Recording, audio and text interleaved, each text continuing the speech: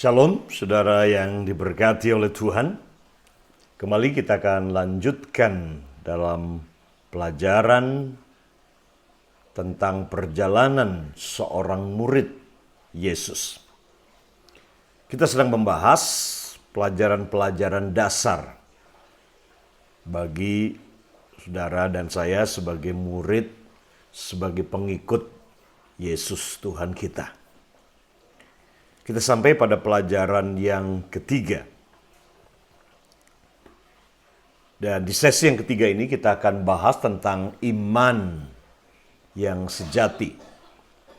Apa itu iman? Apa itu percaya?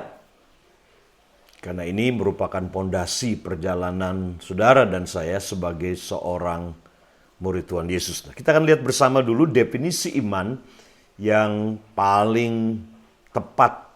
Ya, apa itu iman? Kalau kita bertanya apa itu iman. Dalam Ibrani pasalnya yang ke-11. Dalam Ibrani pasal yang ke-11 di sini seluruh pasal ini ditulis tentang seluruh pahlawan-pahlawan iman. Yaitu mereka yang hidupnya memenangkan pertempuran dalam kehidupan, dalam mempertahankan iman mereka.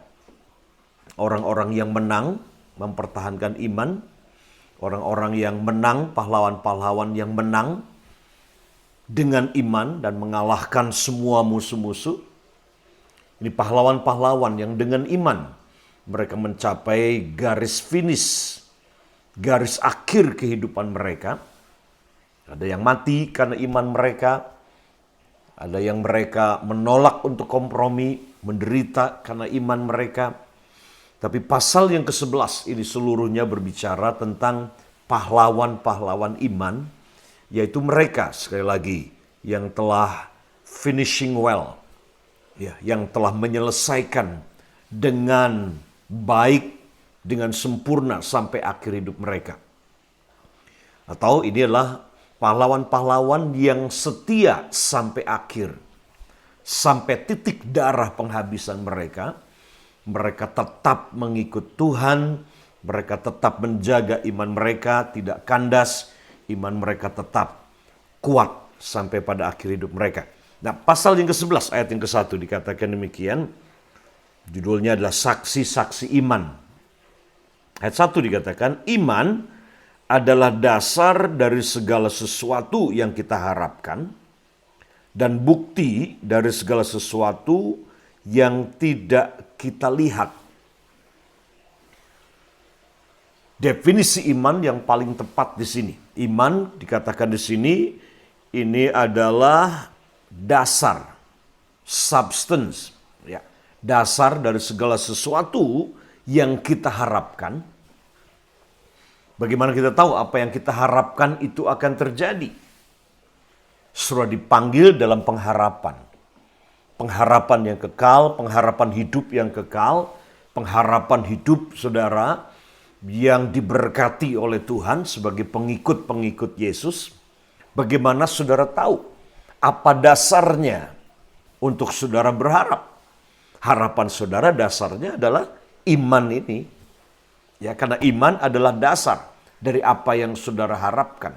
Dan bukti dari segala sesuatu yang tidak kita lihat. Jadi iman berkaitan dengan dua hal. Yang pertama, iman berkaitan dengan apa yang kita harapkan. Dan yang kedua, iman berkaitan dengan Tuhan yang tidak bisa kita lihat dengan mata jasmani. Itu sebabnya dikatakan dalam ayat yang ke-6 dikatakan, tetapi tanpa iman tidak mungkin, ya, tidak mungkin orang berkenan kepada Allah. Sebab barang siapa berpaling kepada Allah, ia harus percaya bahwa Allah ada dan bahwa Allah memberi upah kepada mereka yang sungguh-sungguh mencari Dia. Inilah iman. Sesuatu yang kita bisa lihat, kita tidak perlu lagi iman. Saya tidak perlu lagi beriman untuk gelas ini, bahwa gelas ini sudah ada di tangan saya. Kenapa? Karena saya sudah memegangnya dan saya sudah melihatnya. Saya tidak perlu lagi berharap bahwa gelas ini sudah ada di tangan saya. Bahwa saya pegang gelas, saya percaya saya punya gelas. Tidak perlu saya lakukan itu. Kenapa? Karena ini jelas sudah menjadi nyata, sudah menjadi realitas yang bisa saya sentuh, bisa saya lihat. Tidak perlu lagi iman. Jadi iman berkaitan dengan sesuatu, sekali lagi, yang kita harapkan. Sesuatu yang tidak nampak, tidak kita lihat dengan mata jasmani kita. Nah, segala sesuatu yang berurusan dengan Tuhan dan janjinya diperlukan iman. Sebagaimana dalam pasal 11 ini, pahlawan-pahlawan iman, yaitu mereka yang rela mati karena pengharapan yang dijanjikan Tuhan. Mereka rela mati untuk sesuatu bahkan yang mereka belum lihat dengan mata jasmani mereka. Ini orang-orang hebat. Ya. Sebabnya seluruh pasal ini didedikasikan untuk pahlawan iman itu. Nah, kita akan kembali karena ini merupakan sebuah pelajaran dasar iman, percaya kita kepada Yesus yang harus menjadi sebuah landasan utama ya di dalam membangun pondasi kita, iman yang sejati. Ya. Jadi iman yang sejati itu iman yang berdasarkan, berlandaskan apa yang Tuhan katakan. Pengharapan saudara dan saya dalam hidup ini itu bukan datang dari dunia ini.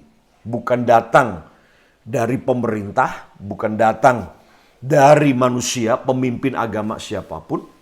Tapi harapan kita yang kokoh itu datang, landasannya, dasarnya itu adalah apa yang Tuhan katakan.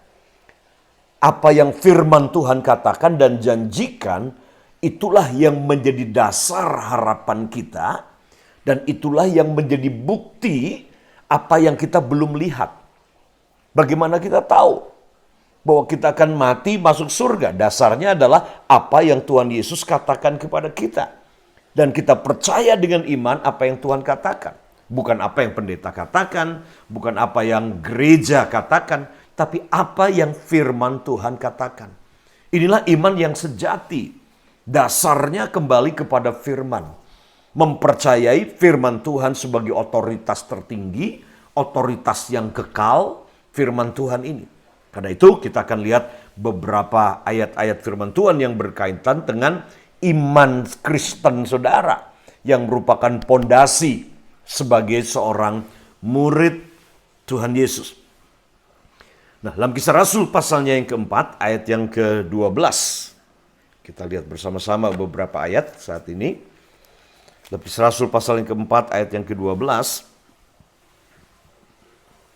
dikatakan di sini, dan keselamatan tidak ada di dalam siapapun juga selain di dalam Dia.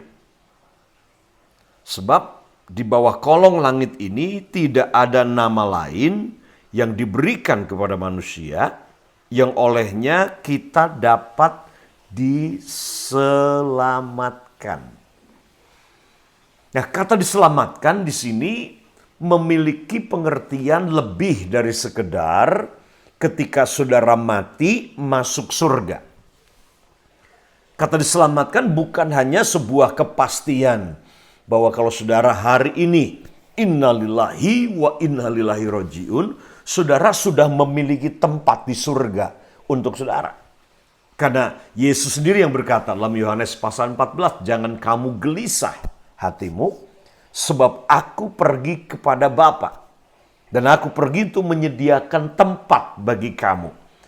Tuhan Yesus berkata dalam Yohanes 14, di rumah Bapakku ada banyak tempat tinggal. Jadi saudara tidak perlu khawatir, kata Yesus. Kenapa kamu gelisah? Rumah kamu itu bukan di bumi ini. Rumah kamu yang sejati, tempat tinggal kamu yang sejatinya dikatakan itu di surga. Dan aku pergi, Yesus naik terangkat ke surga untuk menyediakan tempat, memberikan kepastian buat kita. Bahwa ada tempat buat kita sebagai murid-murid Isa Al-Masih, sebagai orang-orang yang percaya. Kepastian ini penting. Ya. Jadi kita tidak perlu takut dengan apa yang bernama kematian. Karena kematian bagi kita, orang yang percaya, adalah sebuah perpindahan dari kehidupan yang fana di dalam daging ini menuju kepada kehidupan yang kekal di rumah Bapa itu. Ya. Ini penting. Dikatakan di sini bahwa keselamatan tidak ada di dalam siapapun juga. Jadi nabi siapapun, agama apapun, orang kudus siapapun juga. Keselamatan tidak ada di dalam siapapun juga selain di dalam Dia. Sebab dikatakan di bawah kolong langit ini, artinya di bawah kolong langit seluruh dunia, tidak ada nama lain yang diberikan kepada manusia yang olehnya kita dapat diselamatkan. Tidak ada nama lain. Ini iman, keyakinan kita harus kokoh di sini. Bahwa di atas muka bumi ini, di bawah kolong langit ini, keselamatan tidak ada di dalam siapapun, pendiri agama apapun di dunia ini, nabi siapapun, termasuk Nabi Ibrahim, Nabi Adam, Nabi Nuh, Daud, dan semua nabi-nabi. Sebutkan siapa nama nabi itu. Tidak ada keselamatan di dalam nama nabi-nabi itu. Bahkan dikatakan di bawah kolong langit tidak ada nama lain, di mana di dalamnya ada kepastian, jaminan kamu diselamatkan, kecuali di dalam nama Yesus Kristus. Nama Yesus itu sendiri artinya adalah juru selamat. Seperti juru masak. Itu adalah orang yang memang ahli tahu bagaimana masak. Jurumudi itu artinya orang yang pegang kemudi yang akan membawa mobil ini kemana perginya. Jadi ini juru tulis, artinya dia orang yang menulis. Juru selamat itu artinya dia yang menyelamatkan. Dia yang menyelamatkan. Dan di atas muka bumi tidak ada nama lain. Tidak ada nama lain. Nabi siapapun, saya tegaskan ini. Dan ini iman percaya kita harus kokoh di sini sebagai murid Tuhan Yesus. Kenapa di atas muka bumi ini tidak ada nama lain di mana kita bisa diselamatkan? Nah, dikatakan, lihat bersama-sama. Kisah Rasul pasalnya yang ke-16.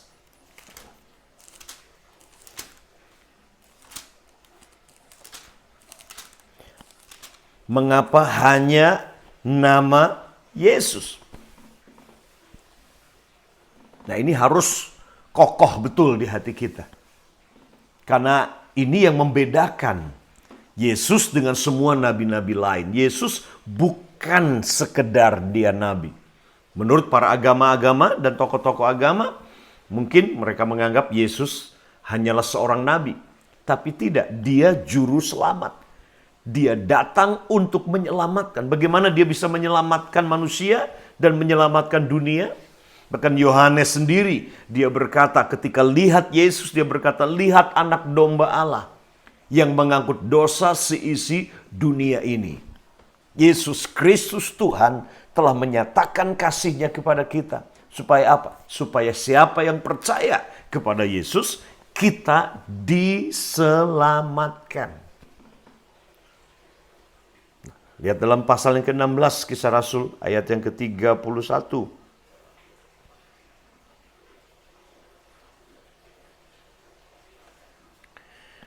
Paulus dan Silas, dia ada di penjara.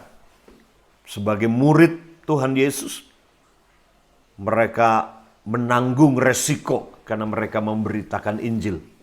Ada harga yang perlu dibayar untuk taat memberitakan firman, memberitakan Injil di kota Filipi.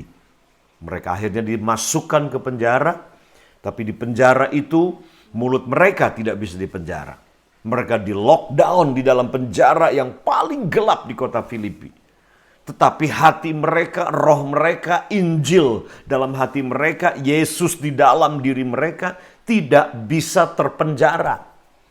Di penjara mereka memuji, menyembah Tuhan. Mereka berdoa. Sampai kemudian penjara itu goncang, gempa turun di penjara, pintu-pintu terbuka, rantai-rantai terlepas semua, para tawanan-tawanan semuanya lepas. Mereka punya rantai yang mengikat mereka. Inilah kuasa yang ada di dalam pujian dan penyembahan. Kuasa yang ada di dalam doa. Doa, pujian, penyembahan. Mengubah, melepaskan, membebaskan rantai-rantai yang mengikat para tawanan pada waktu itu. Bukan hanya Paulus dan Silas yang dilepaskan, tetapi juga semua yang ada di penjara itu. Mereka mengalami pengaruh, dampak dari kuasa doa, pujian, penyembahan Paulus dan Silas. Nah, ketika itu terjadi, kepala penjaranya sangat ketakutan sekali. Dipikir semua tawanan sudah lari. Ya, seperti yang terjadi di bangsa kita. Ya, pada masa corona ini, awal-awal bulan ini, pemerintah memutuskan, ya, diberi hikmat untuk memberikan asimilasi untuk 38.000 lebih narapidana yang sudah menjalani hukuman. Ya, hampir tinggal seperempatnya lagi. Mereka yang khususnya usia lanjut, mereka yang sudah membuktikan diri selama 3/4 masa tahanan mereka telah jalani, dan mereka sungguh-sungguh, ya, diberi kemurahan, diberi asimilasi ini. Gitu. Untuk supaya penjara tidak penuh dan supaya corona tidak menyebar di penjara, khususnya yang tua, yang sudah sakit-sakitan. Jadi bayangkan ini, ketakutan daripada kepala penjara ini. Ini bukan asimilasi, ini adalah penjara terbuka. Dia bayangkan semua tawanan keluar semua. Para penjahat keluar semua, apa yang terjadi. Kekacauan luar biasa, kriminalitas meningkat. Ya, itu yang ditakutkan. Jadi kepala penjara ini datang kepada Paulus dalam ayatnya yang ke-30. Ayatnya yang ke-28-nya. Tetapi Paulus berseru dengan suara nyaring, katanya, "Jangan celakakan dirimu, sebab kami semuanya masih ada di sini." Dia pikir Paulus, Silas sudah keluar semua tawanan ini. Kepala penjara itu menyuruh membawa suluh, lalu berlari masuk, dan dengan gemetar tersungkurlah ia di depan Paulus dan Silas. Kaget luar biasa. Pertama, ini sebuah mujizat besar. Semua rantai tanpa ada yang membuka, terbuka sendiri karena kuasa Tuhan. Yang kedua, mereka tersungkur kepala penjara karena dia pikir semua sudah keluar dan kabur semuanya. Yang itu berarti kepala penjara inilah yang akan dipenggal kepalanya dan mati bertanggung jawab. Tapi Paulus tetap ada di sana. Dia berkata, "Jangan, aku masih ada di sini." Ayat yang ke-30, ia mengantar mereka keluar sambil berkata, "Tuan-tuan, apakah yang harus aku perbuat supaya aku selamat?" Nah, ini doktrin keselamatan. Apa yang aku perbuat supaya aku selamat? Supaya aku tidak mati. Ya. Supaya aku terlindung, terlepas dari hukuman mati. Apa yang aku harus perbuat? Ayat 31, jawab mereka, "Percayalah kepada Tuhan Yesus Kristus, dan engkau akan selamat, engkau dan seisi rumahmu." Ini janji Tuhan. Jadi ketika kepala penjara bertanya, apa yang harus aku lakukan supaya diselamatkan? Pertanyaannya adalah ini, apa yang aku harus lakukan? Karena konsep agama supaya diselamatkan, mati masuk surga, itu adalah berdasarkan apa yang aku lakukan, apa yang aku perbuat.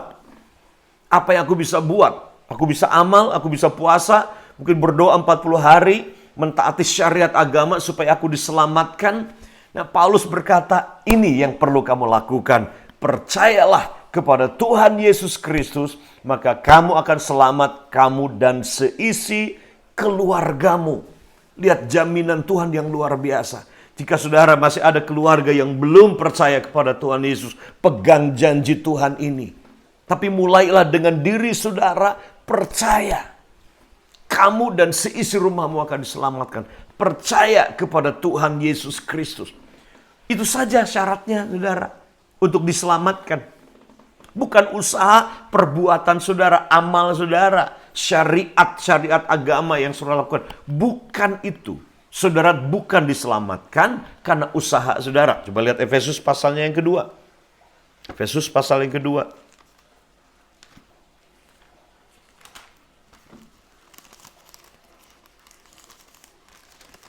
Efesus pasal yang kedua ayat 8 dan 9. Lihat bersama.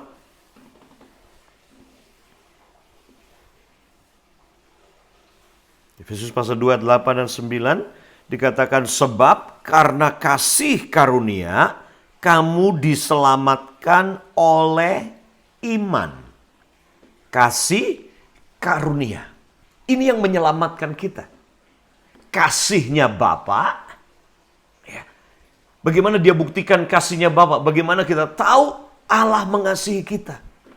Dia mengaruniakan anaknya. Mengaruniakan Yesus mati di kayu salib bagi saudara dan saya. Itu sebabnya disebut kasih karunia. Inilah yang menyelamatkan kita.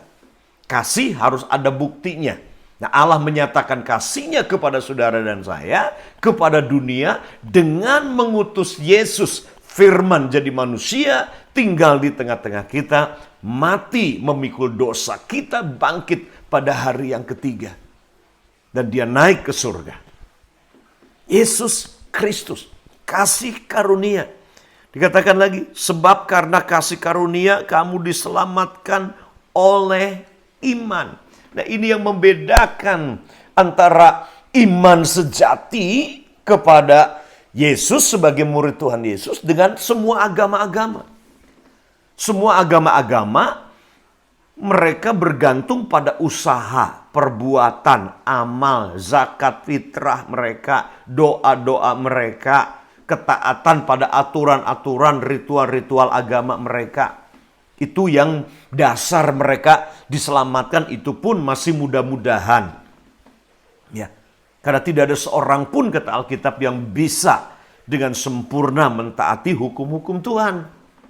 Jadi kalau kita diselamatkan karena ketaatan kepada hukum Taurat, tidak akan ada satupun kita yang layak diselamatkan mati masuk surga. Sebab Allah itu Allah yang kudus. Sebab karena kasih karunia kamu diselamatkan oleh iman. Itu bukan hasil usahamu. Usaha manusia berbuat baik. Itu bukan hasil usahamu, tetapi pemberian Allah. Jadi keselamatan itu pemberian Allah buat saudara dan saya. Bukan kita yang berusaha untuk mendapatkannya dengan usaha kebaikan kita. Keselamatan itu a gift, hadiah. Bukan sesuatu yang kita earn, kita layak, kita patut mendapatkannya. Seperti kalau saudara bekerja, 30 hari saudara bekerja, tanggal 1 saudara terima gaji. Gaji saudara itu bukanlah sebuah anugerah.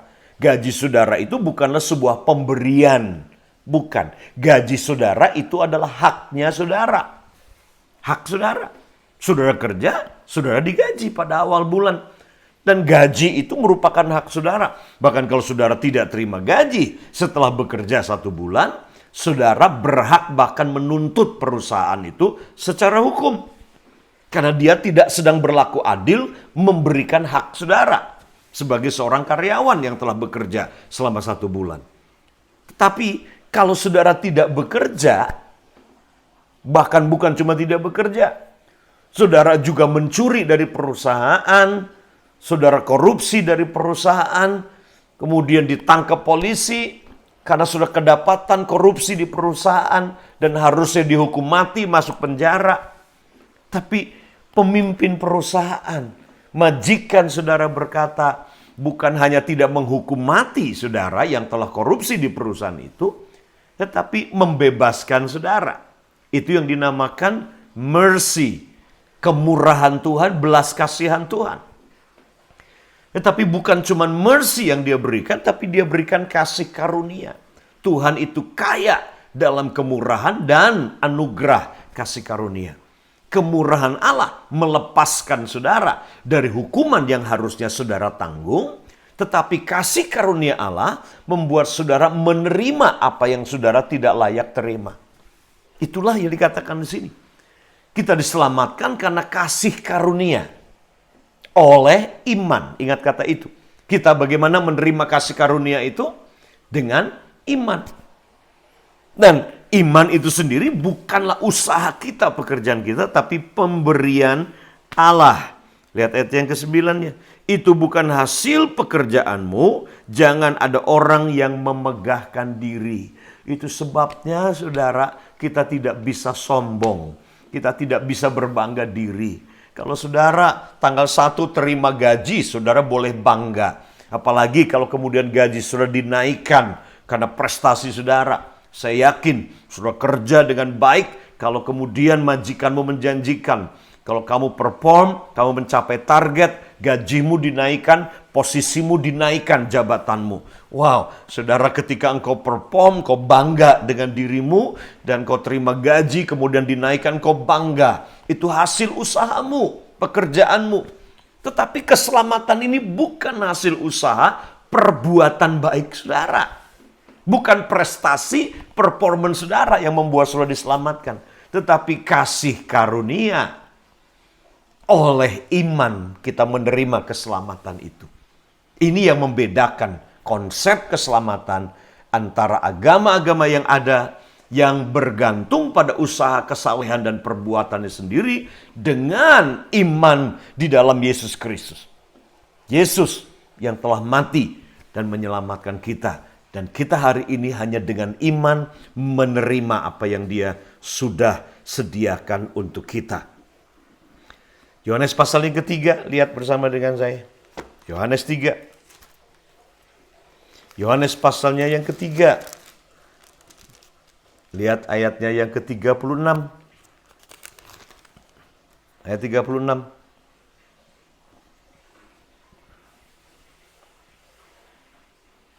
Ayat 36. Lihat bersama-sama. Yohanes 3:36.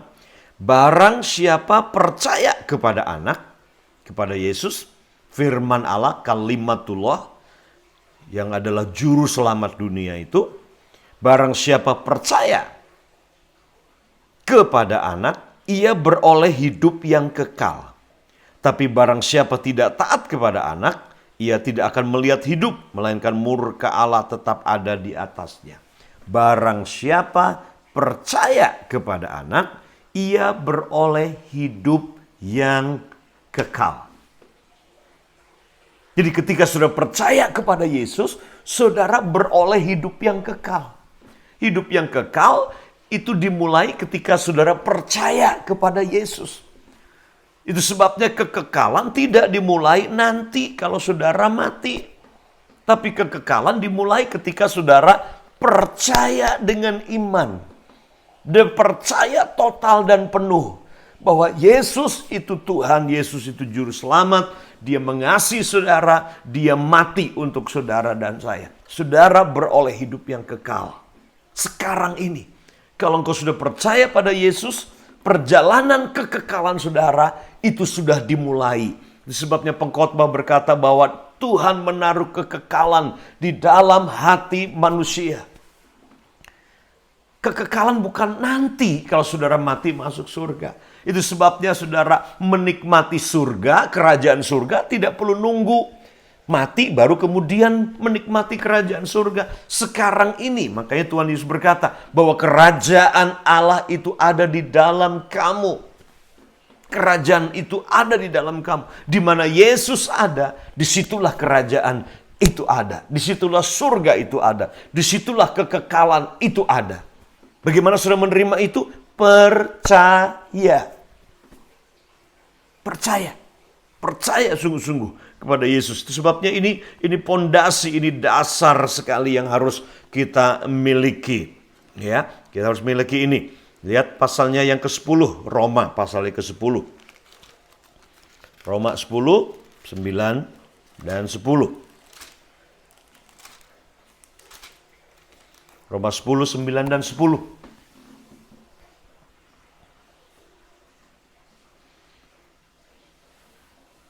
9 dan 10 dikatakan demikian. Sebab jika kamu mengaku dengan mulutmu, dengan mulut saudara, mengakui. Apa yang saudara akui? Bahwa Yesus adalah Tuhan. Yesus itu Adonai. Tuhan itu artinya Dia penguasa, Dia majikan, Dia yang berdaulat, Dia pemilik hidupmu. Mengakui dengan mulut ini bahwa Yesus itu Tuhan. Bahkan dalam ayat selanjutnya dikatakan bahwa setiap lutut, dalam Filipi 2 ayat yang ke-11, setiap lutut bertelut, setiap lidah mengaku bahwa Yesus itu Tuhan. Bukan Yesus itu nabi, tapi Yesus itu Tuhan. Sekali lagi, lihat di sini. Jika kau mengaku dengan mulutmu bahwa Yesus adalah Tuhan dan percaya dalam hatimu bahwa Allah telah membangkitkan dia dari antara orang mati, maka kamu akan diselamatkan. Wow, kamu akan diselamatkan. Jika kau mengaku dengan mulut bahwa Yesus Tuhan dan percaya dengan hati bahwa Yesus telah dibangkitkan dari antara orang mati. Ini penting sekali. Kalau kita bicara tentang Injil, Injil itu adalah Yesus, dia mati untuk dosa-dosa kita, dibangkitkan pada hari yang ketiga, kemudian dia naik ke surga. Ini Injil. Percaya Yesus dibangkitkan dari antara orang mati. Ini iman sebagai seorang murid Yesus. Kalau Yesus tidak dibangkitkan, sudah tidak percaya Yesus bangkit dari kematian, untuk apa? Sia-sia iman kita. Sia-sia percaya kita percaya kepada sosok orang yang sudah mati. Kita mengikuti pribadi yang sudah mati. Itu sama seperti saudara jadi pengikut orang-orang yang sudah mati di kuburan. Siapapun dia, pendiri agama kah, nabi kah, siapapun itu. Sia-sia iman saudara kalau imanmu tertuju kepada orang yang sudah mati. Itu sebabnya ini sangat pondasi. Saudara sebagai murid Yesus memiliki iman yang benar. Bukan cuma iman yang benar, tapi iman kepada pribadi yang benar. Dengan mulut mengaku Yesus itu Tuhan dan percaya dalam hati bahwa Yesus telah dibangkitkan dari antara orang mati, maka ayat 10 dikatakan, karena dengan hati orang percaya dan dibenarkan, dan dengan mulut orang mengaku dan diselamatkan. Ada dua hal yang terjadi. Ketika saudara mengaku dengan mulut Yesus Tuhan, percaya dalam hati saudara bahwa Yesus telah bangkit dari kematian, maka dikatakan kamu diselamatkan. Sekali lagi kata diselamatkan itu artinya bukan hanya nanti mati masuk surga. Bukan. Artinya adalah saudara diberkati. Saudara sukses. Saudara makmur, saudara berhasil, saudara dilindungi, saudara disembuhkan. Itu semua ada dalam satu kata namanya diselamatkan. Sozo, soteria, bahasa Yunaninya. Diselamatkan. Jadi itu kata yang inklusif. Jadi kalau berpikir tentang keselamatan bukan cuma nanti mati masuk surga. Bukan, sekarang ini. Saudara bisa mengalami keselamatan itu yang Tuhan telah janjikan buat kita. Lihat yang terakhir, saudara. Yohanes pasal yang ke-1. Yohanes 1 ayat yang ke-12.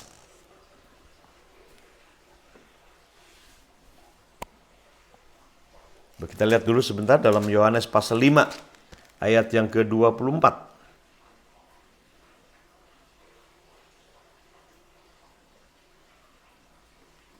Untuk menegaskan lagi di sini.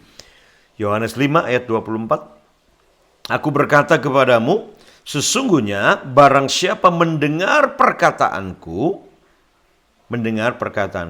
dan percaya kepada Dia yang mengutus aku, ia mempunyai hidup yang kekal. Kalau saudara percaya kepadanya, saudara mempunyai hidup yang kekal dan tidak turut dihukum, sebab ia sudah pindah dari dalam maut ke dalam hidup. Ketika saudara percaya, bukan cuma saudara punya hidup yang kekal, tapi dia menegaskan saudara pindah dari maut ke dalam hidup. Dari neraka ke dalam surga. Dari gelap ke dalam terang. Dari kejahatan kepada kebenaran. Itulah yang terjadi, saudara. Ketika saudara percaya kepada Yesus. Nah, Yohanes 1 ayat yang ke-12. Yohanes 1 ayat yang ke-12. Dikatakan, tetapi, baca ini, semua orang yang menerimanya. Kata menerimanya bisa juga pakai kata siapa yang percaya kepadanya. Ketika saudara percaya, itu artinya saudara menerima. Sama seperti hubungan, hubungan suami istri. Ketika saya menikahi istri saya dasarnya karena saya percaya sama dia. Percaya siapa dia? Percaya kalau dia mencintai saya. Percaya bahwa dia punya komitmen ingin hidup bersama dengan saya. Ya. Ketika saya percaya, maka saya menerima. Itu arti kata di sini. Jadi ketika Yohanes dia berkata, tetapi semua orang yang menerimanya, sekali lagi itu kata yang sama. Ya, menerimanya itu artinya percaya kepadanya.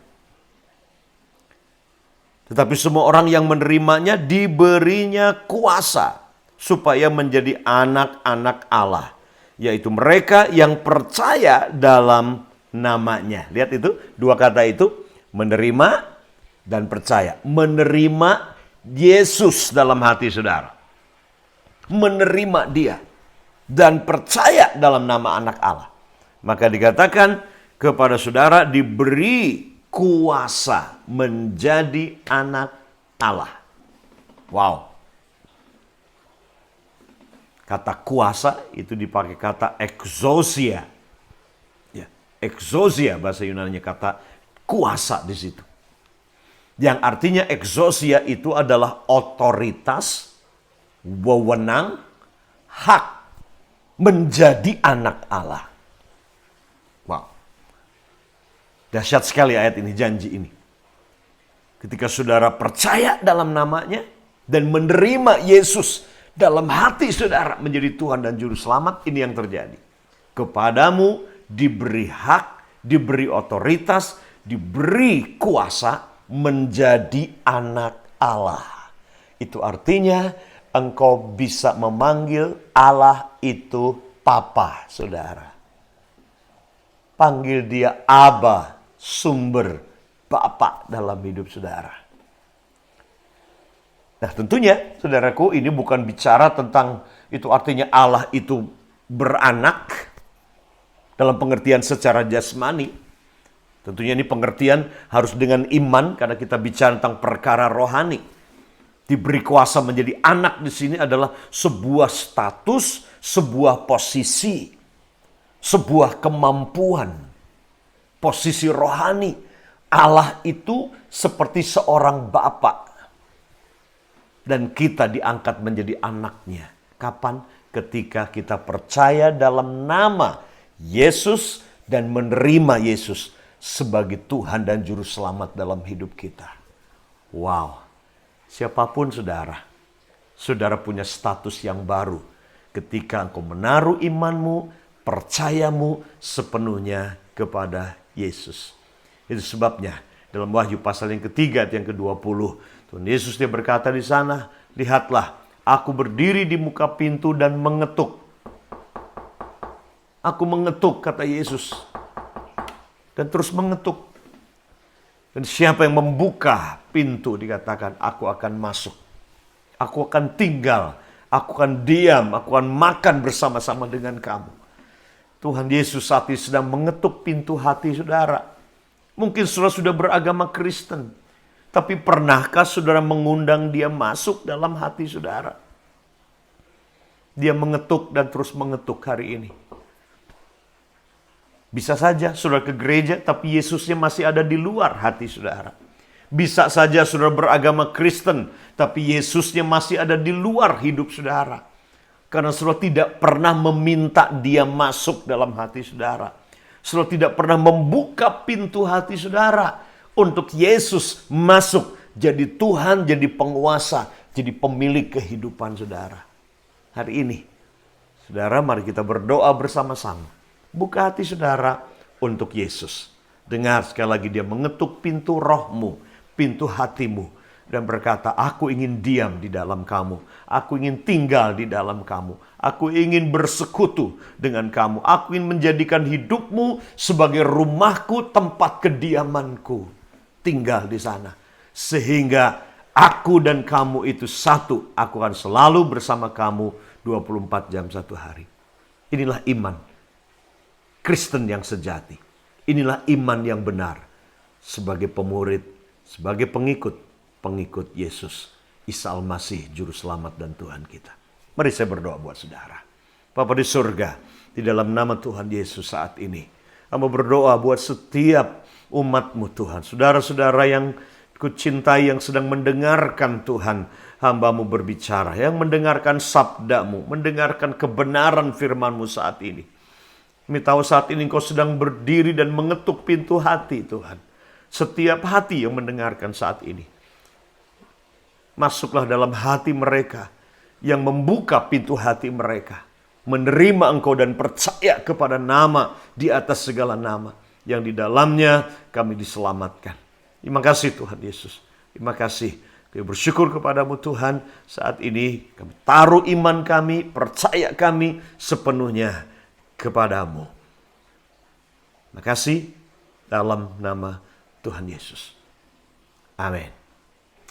Saudara yang diberkati Tuhan, penting sekali saudara memiliki dasar iman yang kokoh ini. Ya. Dan setelah ini Alkitab berkata, iman timbul karena mendengar dan mendengar akan firman Tuhan. Bangun iman saudara di atas dasar firman Tuhan. Terus dengar firman, baca firman, renungkan firman, dan lihat iman saudara terus bertumbuh semakin kuat, dan semakin kuat. Dan saudara akan keluar menjadi pemenang. Tuhan Yesus memberkati.